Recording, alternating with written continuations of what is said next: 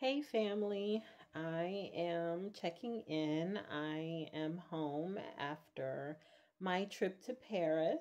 It is Tuesday evening. Um and I ended up not going to school today. I My flight was late and then I had to wait 30 minutes for a bus to get home. And then I had a 10-minute walk after I got off the bus. And the bus was probably a 15 to 20-minute ride. So I got home so late. I was so happy to be in my own bed, but my bed is still not the most comfortable. So I slept okay, but I was exhausted and just not feeling the best this morning. So I ended up staying home. So I missed my babies. And tomorrow is a bank holiday, which I just found out because I ran into my boss when I was going to get my massage. She was coming from getting hers, and I was on my way to get mine, and she told me tomorrow's a holiday, so I'm not going to see them until Thursday. So it's fine. But I'm checking in to to share another one of my video journals that I wanted to share with you all. And full disclosure, because I don't want this to be a whole hour long, I have notes today. I talk slow, as you all know this. I talk slow. I have a couple of points that I want to unpack. And again, I don't want this to be an hour long video. So let's get into it. So I read a LinkedIn post today that talked about the idea of reality is perception, or that reality is not always perception. So there was a photo that was kind of, um, it was meant, or it wasn't meant, but it would typically elicit a strong reaction if you just saw the video without any context, right? And the person who was in the video, not a video, a photo, and the person who was in the photo was talking about how we can't always depend on perception to give us an accurate story of what's happening, right? And I love that. I love kind of interrogating the idea that, well, just because this is the way you perceived something doesn't mean that it actually is the reality, right? Now, in certain situations, I understand that certain perceptions can be articulated as reality, and I'll get into that a little bit in a few moments to talk about that. But to start off, I want to introduce this idea of whether perception is reality or not. Okay, they tell you, you make the first, you never get a second chance to make a first impression. Uh, that's true. But just because you perceive a initial interaction with someone doesn't always mean this is who they are. So let's move on. So, first thing to introduce this topic is when I was in Paris, I met someone. Okay. And it was clear fairly quickly in the short interaction. When I say short, a couple of hour interaction, that there was something, right? There was something there. I was interested. He seemed to be interested. He, complimented me multiple times strongly on my personality. He blushed around me. It just, there was these things. He volunteered his relationship history and his relationship status. Um, Asked when we were going to see each other again. Didn't ask for my number or anything, but did say, oh, I wish I could see you again, whatever, whatever. So, anyway, made arrangements. And on my last day, we decided to, we got together again, or I saw him again. So now I don't really, I'm not going to get into the details about this guy, but if you know me, so I have a type. Okay, I have a type. And my first preference of people to date are Black American men. Okay, that's overwhelmingly who I'm attracted to. My second type, who I tend to be attracted to, are East Asian men. That's just it. I'm attracted to each East Asian men. And then my third type is a particular type of um, Middle Eastern man. If you know, you know. That's all I'm going to say about that. Never really been attracted to African men or men of European descent, with the exception of Donnie Wahlberg. Donnie, if you watching, yeah. Anyway, I'm not going to digress. So this man, this person who I met, falls into one of the categories that I mentioned. I'm just going to tell you one of the two categories. He's not a black man. Okay? So we we had this interaction, um and we started talking about, let me get my glasses so I can stick to my notes. I'm already starting to wander. So we started to have a conversation, and what I found out about this man is he loves America. One of his top dreams and goals is to be an American citizen. All right. And so I found this out on our second meeting. I didn't find this out during our first conversation. I found this out during our second meeting.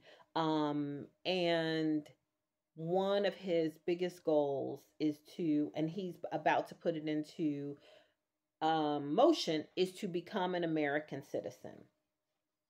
So he loves these ideas of the old west, like being a cowboy, and what it meant to serve in the um either the problematic civil war or the revolutionary war, right? And so and just American, good old American values, right? This is what this person sees as America. And he has this he's had this idea from a very young age. And I'm sure it started potentially with television, but it's grown as a result of his detailed study of American history. And because this person is obviously not American, but even if this person was American in my age group, American history was taught from a Eurocentric perspective, right? But if you are not even American, there's almost no way that your information, your historical context of American history could have come from any other perspective than a Eurocentric perspective. So, what was my next move? My next move was, this might be problematic, but let me not perceive something as reality. Let me interrogate this a little bit more, right? So my question right out of the box was, so tell me what your thoughts or feelings are about the United States government still refusing to um, fully acknowledge, embrace, and apologize for their part in the transatlantic slave trade. And the response in general was, why apologize for something that you had nothing to do with and that was so many years ago? So, of course, as a Black American, your idea, your first thought is, first of all, slavery was not that long ago. But secondly, remember, there's one thing to have a perception of the way the United States is, or even the way Black Americans are, or how they live, as opposed to having been there and experienced and seen what the reality of that is.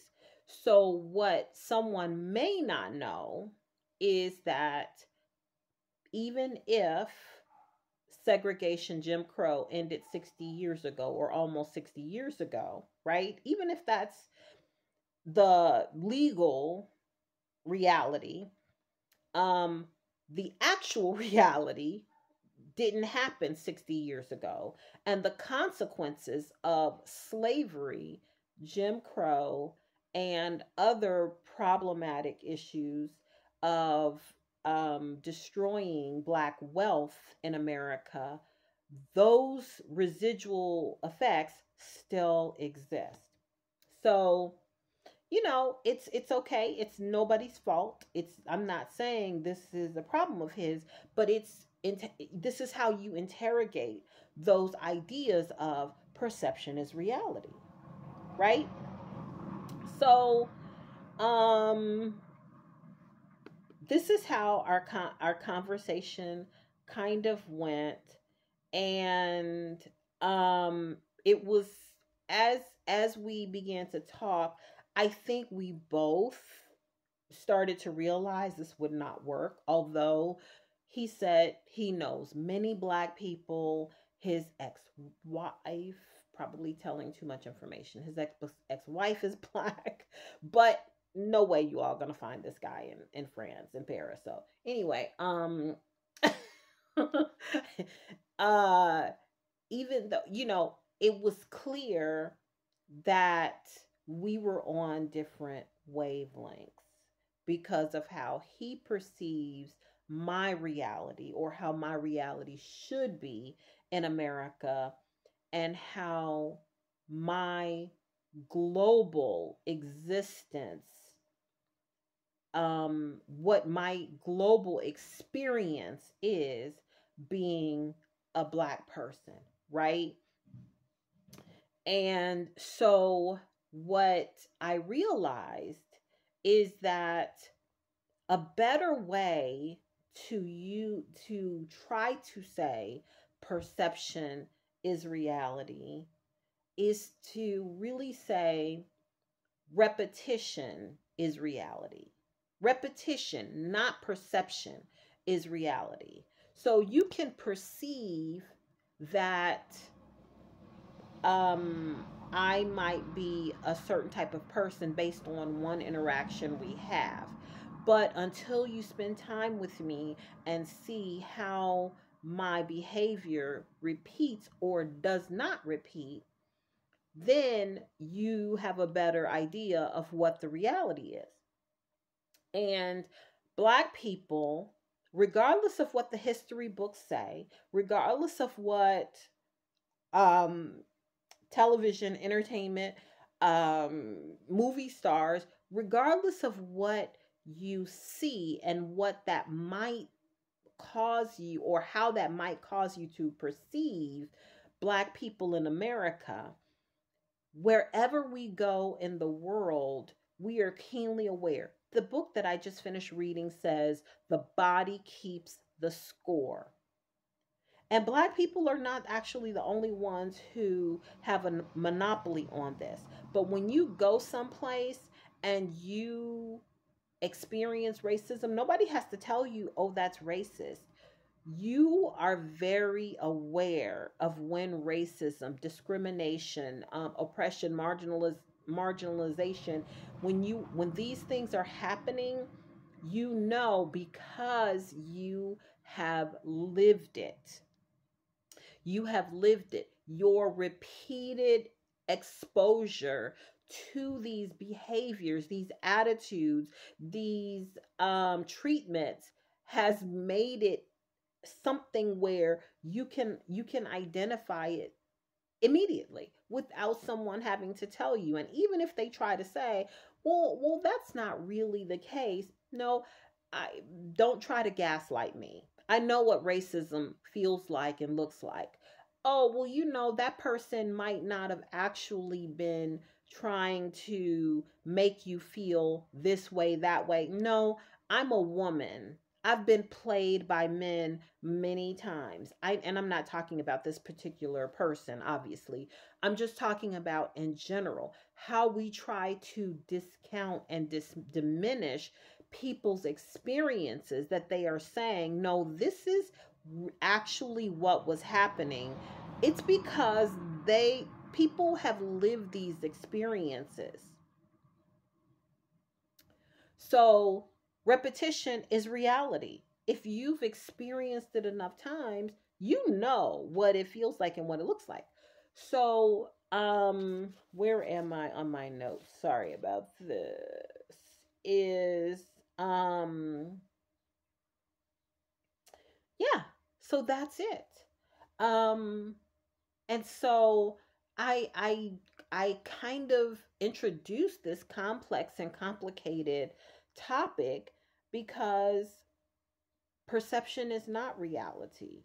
I might think, oh, this guy is interested in me because of my personality, because of my whatever it is, and he might just be trying to get a wife to get to America to become a US citizen. Or um he might actually be interested, but to only to a certain degree. He may not, once he checks out my Facebook page and find out that I'm a black activist and advocate, feel, feel like, oh, this is actually not the person who I would, want to spend my time with. And so that's okay. That's okay. Because checking out my Facebook page is a good thing. Because why? Repetition is reality. All right, y'all. I'm like at 20 minutes. I'm so sorry about this, but I tried to keep on my notes. But I hope you enjoy this. I'm going to leave this with you all and then get to my personal audio journals. I love y'all. Have a great week. Thanks for joining me as always. Mwah. Bye.